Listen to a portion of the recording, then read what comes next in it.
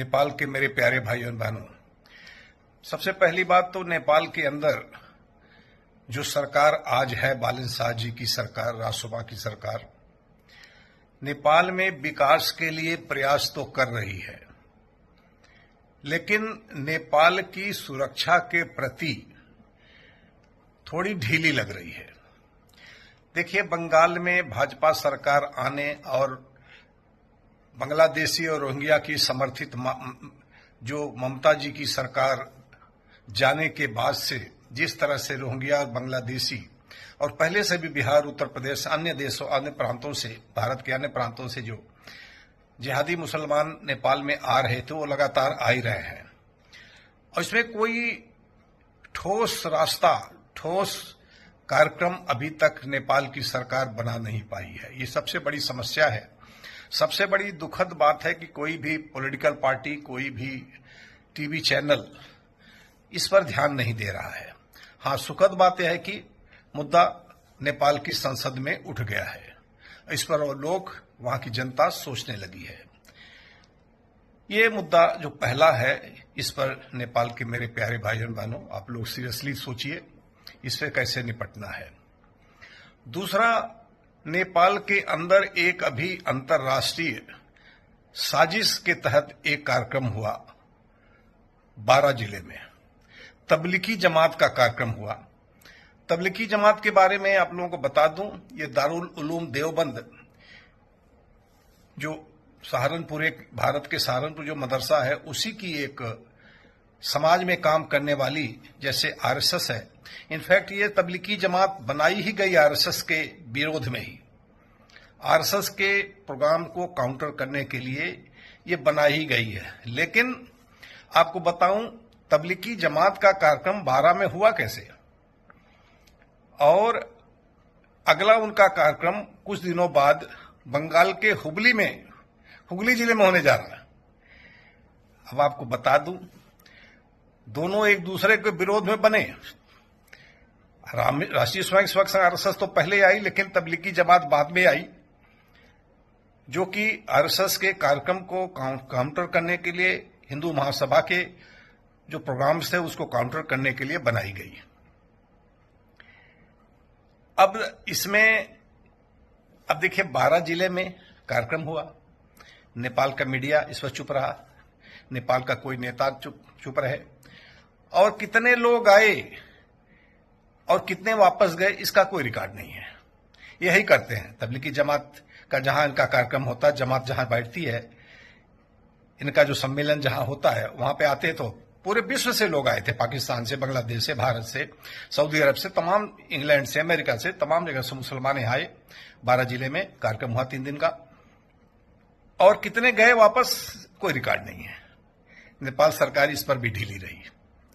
मेरे प्यारे भाइयों और बहनों, ये तो रहा एक मुद्दा। और क्योंकि ये तबलीगी जमात को भारतीय जनता पार्टी, राष्ट्रीय स्वयंसेवक संघ और भाजपा की सरकार का भी समर्थन है, भारत में भी समर्थन करते हैं लोग। आपने देखा होगा पिछले कोविड में, जब तबलीगी जमात का कोविड फैलाने के आरोप में एक नेता उनका पकड़ा गया, तो उसको बचाने के लिए भारत की सरकार ने उसकी बहुत मदद की। ऐसा इसलिए है कि तबलीगी जमात जो अफगानिस्तान में जो भी तालिबान है, चाहे पाकिस्तान में तहरीके तालिबान पाकिस्तान है, टीटीपी, और भारत में भी कुछ हद तक ये संगठन, तालिबान अफगानिस्तान में, टीटीके पाकिस्तान में, और भारत में, ये लोग भाजपा सरकार की मदद कहीं न कहीं कर देते हैं। जो हार्डकोर आतंकवादी जिहादी हैं, उनके विरोध में ये लोग भारत की मदद कहीं न कहीं कर देते हैं। इसलिए भाजपा सरकार, संघ, आरएसएस और हमारी सरकार भारतीय जनता पार्टी भी इनका कहीं न कहीं चुपचाप समर्थन कर देती है। बंगाल में इतना होने के बावजूद बांग्लादेशी सब भगाए जा रहे हैं, लेकिन हुगली में तबलीगी जमात का कार्यक्रम होने वाला है। अब आप समझ गए होंगे। इसलिए नेपाल में अभी जो एक कार्यक्रम हुआ, जिसमें कमल थापा जी को जनता ने काफी अपमानित किया, उस कार्यक्रम के बाद जो वहां के आरएसएस के भारत से गए लोगों ने जो बांग्लादेशियों से मिले, उनको पैसे दिए, ये उसलिए ही गए थे। ये जो 12 के कार्यक्रम के थोड़ा पहले ही हुआ था, संघ के लोग आए थे, उनकी मदद करके गए। ये बात आप लोगों को जानना चाहिए। तबलीगी जमात, जमीयत उलमा हिंद और दारुल उलूम देवबंद भारत की सरकार का कुछ हद तक मदद कर देते हैं, लेकिन जितने मुस्लिम देश हैं और सऊदी अरबिया से लेकर जितने ब्रेक अवे कंट्री रसिया के हैं, यूएसएसआर के, सब में तबलीगी जमात बैन की गई है, बैन संगठन है। और ये तो पहला मुद्दा रहा। दूसरा मुद्दा है, बहुत बड़ा मुद्दा है, जो कि राजावादियों के लिए, हिंदूवादियों के लिए और राजा के समर्थकों के लिए है।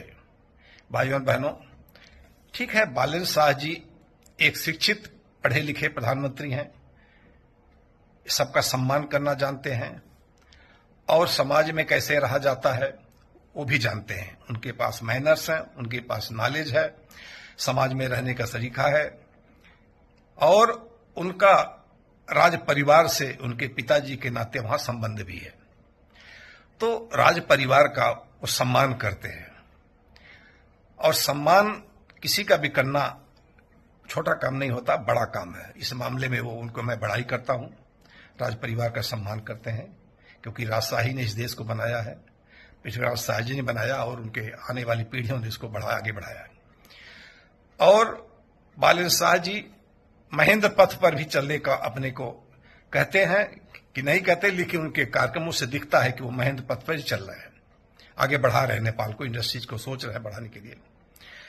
नेपाल के लिए ठीक है, ये सरकार जो कर रही है अच्छा कर रही है, मैं उसमें उनकी बुराई नहीं करूंगा, न विरोध करूंगा, अच्छा कर रहे हैं। आप लोग उनका सहयोग करना चाहिए इनफैक्ट, क्योंकि बाकी जो लुटेरे हैं, माओवादी जो कम्युनिस्ट बन गए हैं, क्योंकि उनके अंकल चाइना ने उनको काफी डांट फटकार लगाई है कि माओ का नाम तुम लोग नेपाल में क्यों बदनाम कर रहे हो, इसलिए इन लोगों ने माओवादी पार्टी से बदल करके नेपाल कम्युनिस्ट पार्टी रख दी है। अब वहां कोई भी माओवादी पार्टी नहीं बची है। इसलिए जो कम्युनिस्ट हैं, दो रंग के, प्रचंड और ओली की पार्टी, और नेपाली कांग्रेस के कुछ जो माओवादी टाइप के लोग हैं, ये लोग इस सरकार का विरोध कर रहे हैं और सड़क पे आने की बात करते हैं। लेकिन फिर भी बालेन्द्र शाह जी की सरकार नेपाल के लिए जो कर रही है, उनसे लाख गुना अच्छा कर रही है। लेकिन मैं राजावादियों, हिंदूवादियों और जो भी लोग हैं राजा के समर्थकों से यही आग्रह करूंगा कि अगर आप लोगों की गलत फहमी है, ये सरकार जो दिल्ली और अमेरिका द्वारा बनाई गई है, MI6, CIA और दिल्ली के द्वारा जो बनाई गई है सरकार, वो सरकार राजतंत्र को, हिंदू अधिराज्य को, राजा को दोबारा लाएगी, तो आप लोग इस धोखे मत रहिए। बालेन्द्र शाह जी का राज परिवार के प्रति सम्मान है वो, लेकिन इस गलतफहमी में आप लोग मत रहिए कि यह सरकार बगैर कुछ किए हिंदू अधिराज्य, हिंदू राष्ट्र को लाएगी। इस गलतफहमी में मत रहिए। आप लोगों को उसके लिए जन जागरण करना पड़ेगा, आंदोलन करना हो तो आंदोलन करना पड़ेगा, जो भी करना है उसके आपको करना पड़ेगा। चाहे कोई भी राजा के समर्थक है, राजावादी है या हिंदूवादी है, जो भी अपने को कहते हैं, पूरे नेपाल में आप लोगों को इस पर चिंता करनी पड़ेगी, विचार करना पड़ेगा और रास्ते का कोई रणनीति बनानी पड़ेगी, कोई रास्ता चुनना पड़ेगा। कोई भी सरकार, आप सोचिए ना, 2046 से होते हुए कि महेंद्र वीर विक्रम शाह के मर्डर से लेके, किन्नबीरेन वीर विक्रम शाह के परिवार को सफाया करने से लेके, माओवादियों को सत्ता में लाने से लेके आज तक, जिंदगी आंदोलन से लेकर आज तक, राजशाही खत्म करने से लेकर हिंदू अधिराज्य को हटाने, हिंदू राष्ट्र खत्म करने के लिए जिन लोगों ने बिलियन ट्रिलियन पैसे लगाए हैं, अपनी शक्ति लगाई है, वो दोबारा उस राजशाही को, उस हिंदू अधिराज्य को कैसे लाने देंगे? आप लोग किसी गलतफहमी में मत रहिए मेरे प्यारे भाइयों और बहनों। आपको नेपाल को अगर आगे बढ़ाना है, नेपाल को अगर दोबारा से जीवित करना है, हिंदू राष्ट्र को वापस लाना है, हिंदू अधिराज्य को वापस लाना है, तो आप लोगों को कुछ तो करना पड़ेगा। ऐसे कुछ नहीं होने वाला है मेरे भाइयों और बहनों। ये दूसरा मुद्दा है।